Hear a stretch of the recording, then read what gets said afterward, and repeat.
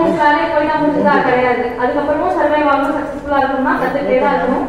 அதனால ஸ்கூல் முடிச்சாச்சு, காலேஜ் வந்து ஜாலியா இருக்கலான்ற மைண்ட் செட் இருந்துச்சுன்னா அதை எடுத்துருங்க. அதுக்காக ஜாலியா இருக்க வேணாம்னு சொல்லல. பட் படிக்கிறது அது கண்டிப்பா எப்பவுமே முக்கியம் தான். 2 விஷயம் இருக்கு, லேர்னிங், ரீடிங். 2 விஷயம் சொல்லுவாங்க, படிக்கிறது, கத்துக்கிறது. படிக்கிறதுன்றது மார்க்கெட்டா 10th வரைக்கும் தமிழ் வழி கல்வியில படிச்சிருந்தீங்கன்னா நீங்க இந்த 20% இடஒதுக்கீடு நீங்க எலிஜிபிள் குரூப் 4 ரிலேட்டடான ஜாப்க்கு. அதனால இந்த ஸ்ட்ரீம் உங்களுக்கு கண்டிப்பா பிடிச்சதான் எடுத்துருக்கீங்க. அப்படி பிடிச்சி எடுக்கல, வேற வழி இல்லாம எடுத்துட்டீங்க அப்படின்னாலும் அதுக்கப்புறம் நீங்க எந்த ஸ்ட்ரீம்ல போலான்றது இப்ப இருந்தே பிளான் பண்ண ஆரம்பிச்சிருங்க. 4 வருஷத்தை வந்து என்ன பண்றோம் என்ன ஏதுன்னு புரியாம ஓட்டுறது இல்லாம இதுதான் உங்க ஆம்பிஷன், இதுதான் உங்களோட ரூட்ன்றதை இப்பவே பிக்ஸ் பண்ணிக்கோங்க. அடுத்தது வீட்டுல வந்து எல்லாரும் போன் யூஸ் பண்ணிருப்போம். அப்பா அம்மாவோட போன் யூஸ் பண்ணிருப்பீங்க. இல்ல உங்களுக்கு இருந்தாலும் அவங்க கிட்ட பர்மிஷன் கேட்டுட்டு சண்டை போட்டு திட்டு வாங்கிட்டு யூஸ் பண்ணிட்டு இருப்பீங்க. இப்ப நிறைய போன் வாங்கி கொடுத்தாச்சு, காலேஜ் வந்தாச்சு, நம்மள யாரும் கேள்வி கேட்க மாட்டாங்க. இனிமே ஜாலியா போன் யூஸ் பண்ணலாம் அப்படின்ற மைண்ட் செட் தான் அது எல்லாருக்குமே இருக்குன்னு எனக்கு தெரியும். போன் யூஸ் பண்ணலாம், தப்பு கிடையாது. நீங்க போன் யூஸ் பண்ணுங்க, பட் போன் உங்களை யூஸ் பண்ணாம பாத்துக்கோங்க. நம்மளோட டைம் பாஸுக்கு தான் போனு நம்மளோட முன்னேற்றத்தையும் நம்மளோட மைண்ட் செட்டையும் பாதிக்கக்கூடிய அளவுக்கு போன்ல எந்த விஷயமுமே இருக்கக்கூடாது. எல்லாமே பார்க்கலாம், நெட்ஃபிளிக்ஸ் இருக்கு, இன்ஸ்டா, எவ்வளோ விஷயம் இருக்கு, உங்களுக்கு எல்லாமே தெரியும். பட் நம்மளோட முன்னேற்றத்தையும் நம்மளுடைய பாசிட்டிவ் அப்ரோச்சையும் வாழ்க்கையில இருந்து திசை திருப்பி விடாம இருக்கிற அளவுக்கு அந்த போன் யூசேஜை நம்ம கண்ட்ரோலா வச்சுக்கணும். அதை வந்து முதல் நாள்ல இது காலேஜ் படிக்கிறதுக்கு இதை ப்ராக்டிஸ் பண்ணிட்டீங்கன்னாவே 99% ஆஃப் ப்ராப்ளம்ஸ் வந்து உங்களுக்கும் இருக்காது, உங்க ப்ரொஃபசர்ஸ்க்கும் இருக்காது. ஸோ போன் யூசேஜ் கேர்ஃபுல்லா இருக்கணும். இன்னொன்று நான் எல்லா ஸ்கூல் காலேஜ் ஸ்டூடெண்ட்ஸ்கிட்டையும் சொல்றது, புக்ஸ் படிக்கிற பழக்கத்தை கொண்டு வரணும். புக்ஸ்ல 2 விதம் இருக்கு, நாலேஜ் பேஸ்ட் புக்ஸ் இருக்கும், அதே மாதிரி கிரியேட்டிவிட்டி பேஸ்ட் புக் இருக்கும். அதாவது அறிவு வளர்த்துக்கூடிய புக்ஸ் எல்லாமே அவங்க காலேஜ்ல கொடுப்பாங்க, அது நீங்க காலேஜ்ல படிப்பீங்க. கிரியேட்டிவிட்டி வளர்த்துக்கிற மாதிரி உங்களை டைவர்ட் பண்ணிக்கிற மாதிரியோ ஒரு ஹாபியா இருக்க மாதிரி நாவல்ஸ் இல்ல அவங்களோட சிந்தனைகளை வந்து மேம்படுத்துற மாதிரி இருக்க மாதிரி புக்ஸ். இத புக்ஸ் படிக்கிற பழக்கத்தை ஃபாலோ பண்ற எல்லாத்துக்கும் இருக்கிற மெச்சூரிட்டி அண்ட் திங்கிங் ப்ராசஸ் வந்து புக் படிக்காதவங்க இருக்காது. புக்ஸ் படிக்கிறது ரொம்ப போரிங்கான விஷயமா இருக்கும். ஒரு டிவி படம் பார்க்கறதோ இல்ல விளையாடுறதோ இருக்க இன்ட்ரெஸ்ட் இந்த ஏஜ்ல புக்ஸ் படிக்கிறவங்களுக்கு கண்டிப்பா இருக்காது. ஆனா இப்ப புக் படிக்கிறீங்க அப்படின்னா அந்த மெச்சூரிட்டி உங்களுக்கு வந்து ஃபியூச்சர்ல எல்லா ஸ்டேஜஸ்லயுமே உங்களுக்கு ஹெல்ப்ஃபுல்லா இருக்கும். காலேஜ்ல லைப்ரரி தான் இருக்கு, பட் எந்த அளவுக்கு நீங்க ஸ்டூடெண்ட்ஸ் யூஸ் பண்ணுவீங்கன்னு தெரியல.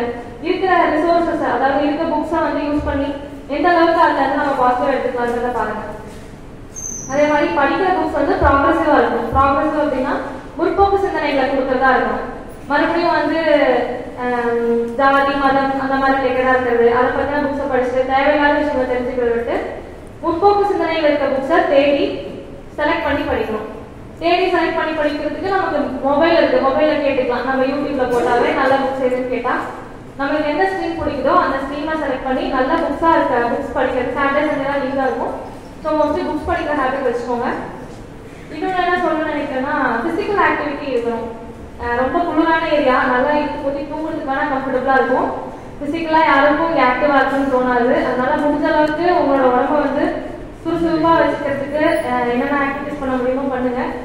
நமக்கு எப்பவுமே வந்து இவ்வளவு மார்க்ஸ் வாங்கணும், நீ கேட்டா நான் கேட்டா, பசங்க நீ கேட்டா நான் கேட்டா, நீ பெரியாளா நான் பெரியாளா, பொண்ணுங்க நீ அழகா இருக்கியா நான் அழகா இருக்கேனா, கல்யாணம் ஆயிடுச்சுன்னா உன் பையன் நல்லா படிக்கலாம் என் பையன் நல்லா படிக்கலாம், நான் அதிகமா சம்பாதிக்கலாம் இல்ல நீ அதிகமா சம்பாதிக்கலாம், இதுதான் வாழ்க்கையா தெரியும். அதெல்லாம் எப்ப வரைக்கும் அப்படின்னா நம்ம உடல்ல ஒரு நம்மளுக்கோ நம்ம குடும்பத்தை சார்ந்த யாருக்காவதோ உடம்புல ஒரு பிரச்சனை வந்து நோய்வாய்ப்படுற வரைக்கும் தான் இது எல்லாமே.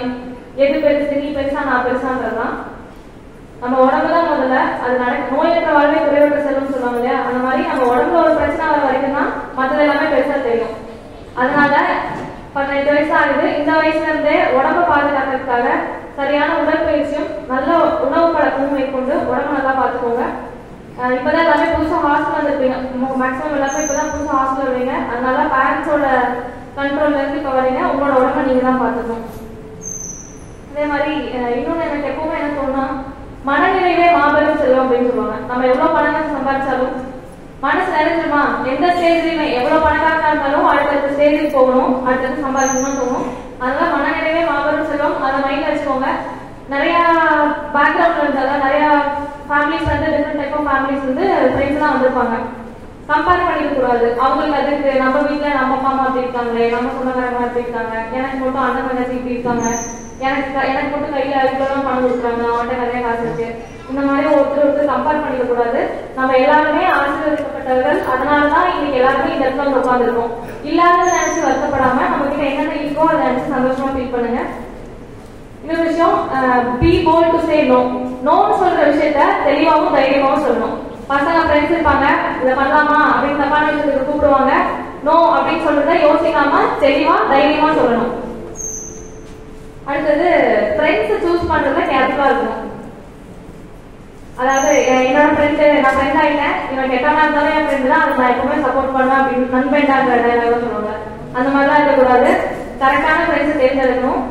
நீங்க நல்லபடியா இருக்கிறத விட உங்க ஃப்ரெண்டு தப்பான வழியில போகும்போது அவனை திருத்த ட்ரை பண்ணும். அப்படின்னா ஸ்டாஃப் கிட்ட சொல்லி இவன் தப்பான வழியில போறான்றத ஸ்டார்டிங்லே காப்பாற்றணும். அதுதான் ஃப்ரெண்ட்ஷிப். ஸோ ஃப்ரெண்ட்ஸை தேர்ந்தெடுக்கும் போது அவங்க கரெக்டான ஆளுங்கன்னு பார்த்து தேர்ந்தெடுக்கணும். இன்னைக்கு நீங்க தேர்ந்தெடுக்கிற இந்த ஃப்ரெண்ட்ஷிப் தான் அடுத்த 50 வருஷம் நீங்க வாழ போற வாழ்க்கையோட பேஸ்மெண்டா இருக்கும். அதுதான் அடுத்து நீங்க எப்படி லைஃப் ரன் பண்ண போறீங்கன்றத டிசைட் பண்ணும். இதை வந்து நீங்க ஒரு 10 வருஷம் கழிச்சு உங்களுக்கு ஃபீல் ஆகும். ஸோ ஃப்ரெண்ட்ஸ் செலக்ட் பண்ணும்போது தெளிவாக செலக்ட் பண்ணணும். இன்னொரு விஷயம் என்னன்னா, ஸ்டீரியோ டைப்ஸ் சொல்லுவாங்க. பசங்கலாம் இதான் பண்ணுவாங்க, பொண்ணுங்கலாம் இப்படிதான் இருப்பாங்க அப்படின்னு ஸ்டீரியோ டைப்ஸ் இருக்கும். அதாவது பொண்ணுங்கன்னா வந்து பிங்க் கலர் தான் பிடிக்கும், பசங்கன்னா வந்து இதெல்லாம் பிடிக்கும், அந்த மாதிரி சில விஷயங்கள். பசங்கலாம் பைக் பிடிக்கும், அந்த மாதிரி தான் இருக்கும். அந்த ஸ்டீரியோ டைப்ஸை இந்த வயசுல இருந்தே பிரேக் பண்ணுங்க. பொண்ணுங்களை எத்தனை பேருக்கு டிரைவிங் தெரியும்? தெரியாது. பசங்க எத்தனை பேருக்கு சமையல் தெரியும்?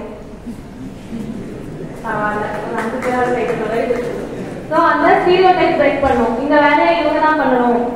பெண்களுக்கும் அது இருக்கு, பசங்களுக்கும் அது இருக்கு. இந்த வேலையை இவங்க தான் பண்ண. காலம் மாறிடுச்சு, முன்னாடி மாதிரிலாம் கிடையாது. எல்லா வேலையும் எல்லாரும் பண்ணிதான் ஆகணும். பெண்கள் பாதிக்கப்படுறத பசங்க தான் ரொம்ப பாதிக்கப்படுவீங்க. அதனால இதை இவங்க தான் பண்ணணும் அப்படின்ற மைண்ட் செட்டை மாத்திட்டு எல்லாரும் எல்லாத்தையுமே கத்துக்கணும். பெண்கள் டிரைவிங் கத்துக்கோங்க, பசங்க சமைக்க கத்துக்கோங்க. சமைக்கிறது தப்பான விஷயம் கிடையாது. நாளைக்கு ஸ்டீரியோ டைப் பிரேக் பண்ணுவோம். சமையல் கத்துக்கோங்கன்னு சொல்லல, ஸ்டீரியோ டைப்ன்ற ஒரு விஷயம் இருக்கு. இதுதான் இவங்களுக்கு, இவங்க இதெல்லாம் பண்ணுவாங்க அப்படிங்கிற விஷயத்த பிரேக் பண்ணிட்டு அதுல இருந்து வெளியே வர முயற்சி பண்ணுங்க.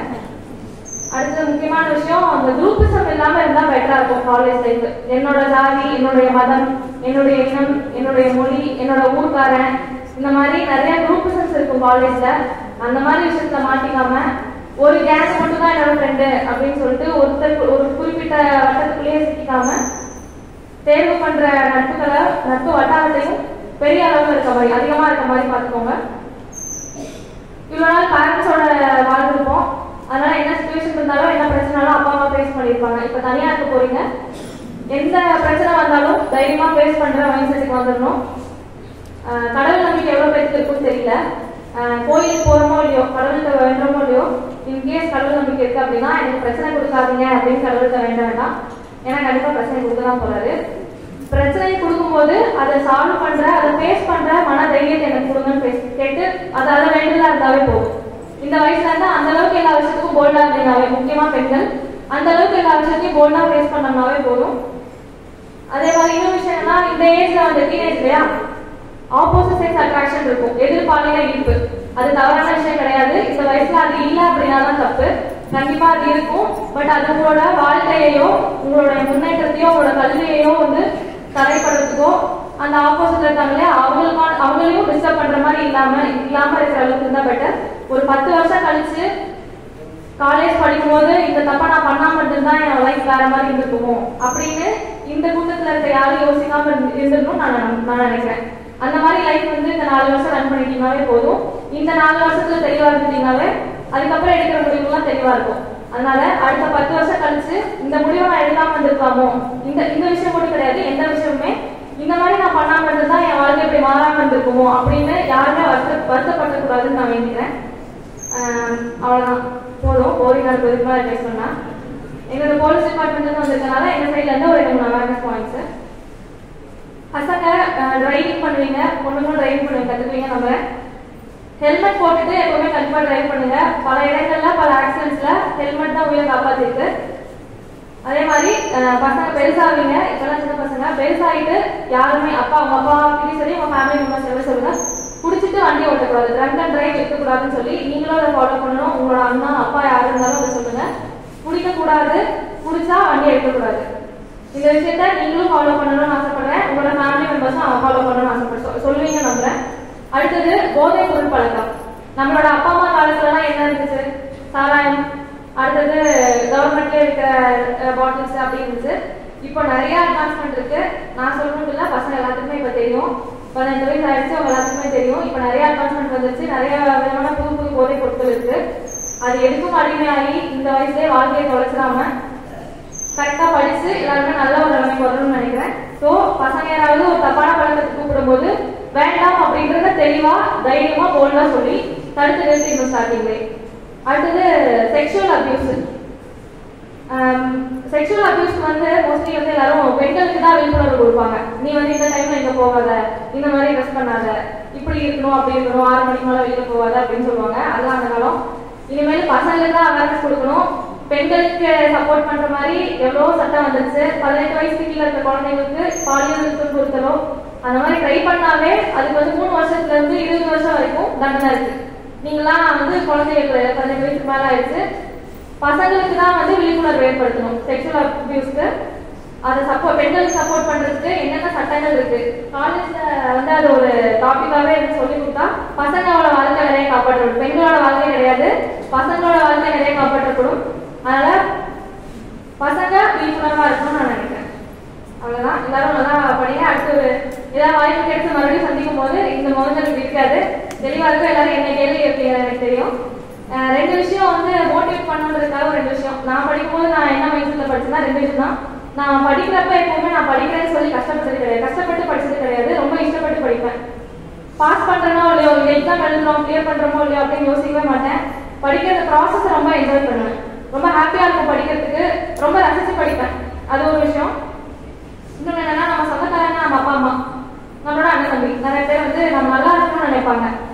நல்லா இருக்குன்னு நினைக்கிறது ஒரு 4 பேர் கூட இருக்க மாட்டாங்க. ஆனா இவங்க இந்த காலேஜ் போய் சேர்ந்துட்டா, கவர்மெண்ட் காலேஜ் சீட் கிடைச்சிச்சு, ஒருவேளை நல்லா வந்துருவானோன்னு நினைக்கிறதுக்கு ஒரு குரூப் இருப்பாங்க. அவங்க எல்லாம் மைண்ட்ல வச்சு படிச்சீங்கன்னா கண்டிப்பா ஒரு மோட்டிவேஷனா இருக்கும். இந்த 2 விஷயம் தான் மோட்டிவேஷனுக்காக. ஃபர்ஸ்ட் டேவே ரொம்ப போரிங்கா நிறைய அட்வைஸ் கொடுக்குறாங்கன்னு இதோட ஸ்டாப் பண்ணிக்கிறேன்.